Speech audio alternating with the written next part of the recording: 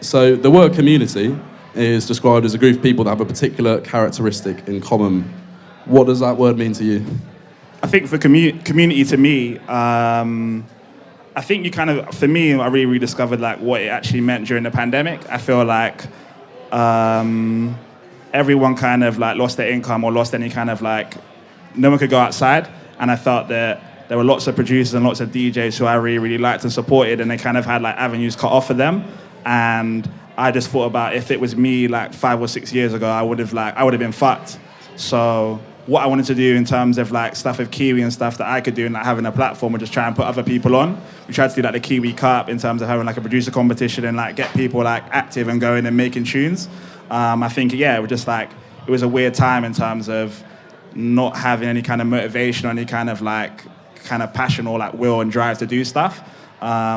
I think community it's more than just like people having shared interests. Like we could all like Garage Hill, we could all like Arsenal, we could all like football and stuff. It doesn't mean we're a community. I feel like community like bounces off each other, and it's like it's an ecosystem and it's healthy, and it's like people kind of lift up one another or help one another or talk to one another kind of thing, and there's interaction is active.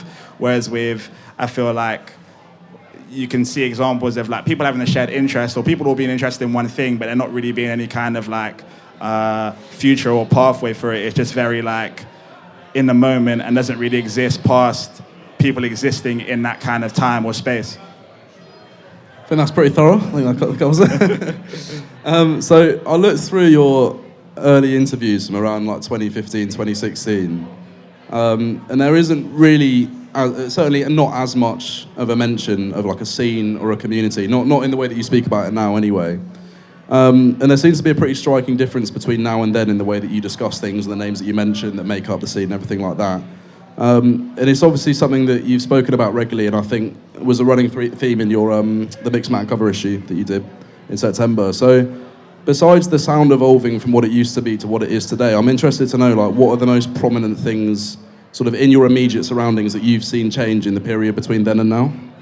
I think from, I say like 2015 and 2016 on now, I feel like, again, not to rinse the word out, but there's an ecosystem. I felt like before there were a lot of people making garage, or not even that many people making garage, but I felt like there was no kind of linking of the steps. I feel like I've seen in like grime, you saw like the torch be like passed over. You saw like Skepta kind of hand over to Novelist, and Novelist have his moment, and like AJ and stuff like came after. You could kind of like build a timeline.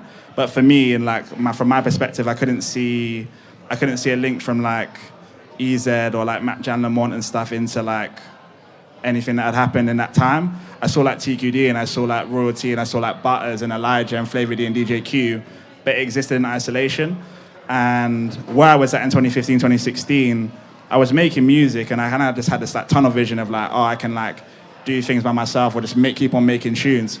But for me, I really wanted to kind of, a couple of years later, like one bad record deal later, I kind of had this like, I wanted to bring things together and kind of connect the dots and not just be in isolation. I think music kind of tricks you, or life kind of tricks you into thinking you can do everything by yourself, or like actually like a team effort isn't the best way, because it's that sexier when you do stuff by yourself.